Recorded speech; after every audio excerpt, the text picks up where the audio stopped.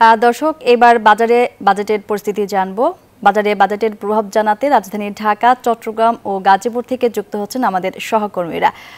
শুরুতে যাচ্ছি রাজধানীর কারণ বাজারে ওয়ালিদ সাকিবের কাছে। ওয়ালিদ, বাজারে নতুন বাজেটের কোনো প্রভাব পড়েছে কিনা, কি বলছেন ক্রেতা বিক্রেতারা? ধন্যবাদ মনি। আমরা এখন রাজধানীর কারণ বাজারে আছি। আপনি বলছিলেন যে বাজেটের কোনো প্রভাব বা নিত্যপণ্যের বাজারে পড়েছে কিনা। এখন পর্যন্ত কিন্তু বাজেটের কোনো প্রভাব আসলে নিত্যপণ্যের বাজারে পড়েনি, বরং আমরা যদি একটু বলি যে আমরা কিছুক্ষণ আগে পেঁয়াজের বাজার এবং অর্থাৎ নিত্যপণ্যের যে বাজার রয়েছে সেখানে আমরা গিয়েছিলাম। সেখানে আমরা যেমনটি দেখতে পেয়েছি, যেমন পেঁয়াজ এবং আলুর দাম কিন্তু এখনো বেশি। আমরা এখন আছি রাজধানী কারণ বাজারে যে সবজির যে বাজার রয়েছে, খুচরা সবজির বাজার, সেখানে আসলে আমরা দেখলাম যে বেশ কিছু সবজি মোটামুটি শতকের ঘর পেরিয়েছে, অর্থাৎ 100 টাকার বেশি দামে আসলে এসব সবজি বিক্রি হচ্ছে। আপনাকে যদি বলি, এই সবজিগুলো হচ্ছে বরবটি রয়েছে, টমেটো রয়েছে, কাঁকরোল, এইসব সবজিগুলো আসলে 100 টাকা বা তার থেকে বেশি দামে আসলে এখনো বিক্রি হচ্ছে। আমরা আপনাদেরকে যদি বলি, মোটামুটি বিক্রেতারা আমাদেরকে জানিয়েছেন যে আসলে সব ধরনের সবজিতেই কিন্তু আসলে কেজিতে 20 থেকে 30 টাকা করে বেড়েছে।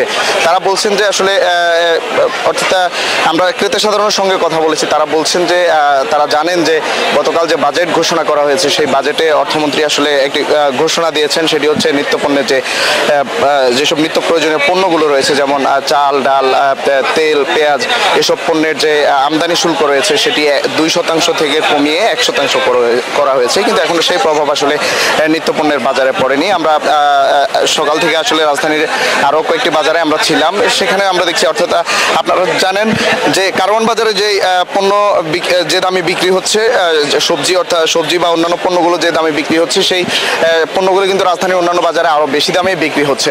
তো এই ছিল আসলে কারওয়ান বাজার থেকে আমার কাছে সবশেষ। আমাদের চট্টগ্রামে আমাদের সহকর্মী নয়ন বড়ুয়া জয় রয়েছেন, আমরা এখন তার কাছ থেকে সেখানকার নিত্যপণ্যের বাজারের সব শেষ খবর জানব।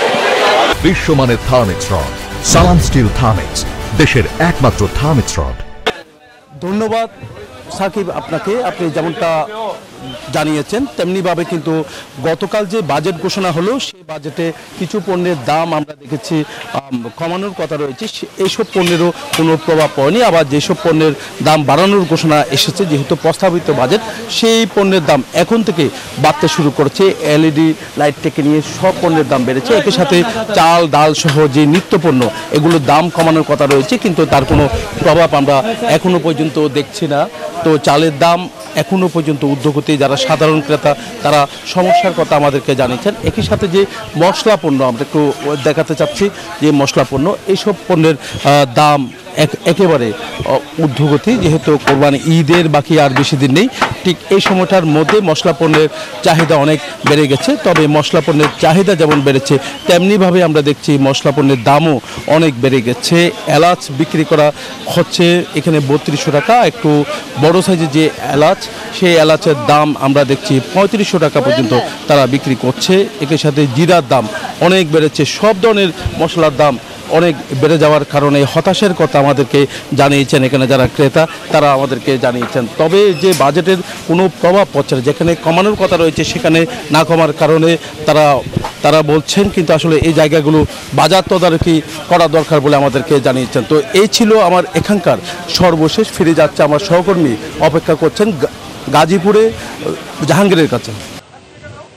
ধন্যবাদ জয়। আপনি আসলে যেমনটি বলছিলেন, 24-25 অর্থ বছরের যে বাজেট রয়েছে, সেই বাজেটের প্রভাব না পড়লেও আমি রয়েছি গাজীপুরের একটি কাঁচা বাজার দোকান। আমি যদি একটু দেখাই যে নিত্য প্রয়োজনীয় যে কাঁচা বাজার রয়েছে এবং শাক সবজি রয়েছে, সেইগুলো কিন্তু গত সপ্তাহের তুলনায় এই সপ্তাহে কিন্তু প্রতি কেজিতেই 10 টাকা করে বৃদ্ধি পেয়েছে। আমি যদি একটু বলি যে এই যে মশলা জাতীয় যে সমস্ত জিনিস রয়েছে, সেই জিনিসগুলো কিন্তু দাম বৃদ্ধি পেয়েছে। তবে লং, এলাচ, দারচিনি, আদা, রসুন, পেঁয়াজ এসবের দাম বৃদ্ধি পেয়েছে। তবে তুলনামূলকভাবে আমি যদি একটু বলি যে এলাচের দাম কিন্তু অস্বাভাবিকভাবে বৃদ্ধি পেয়েছে।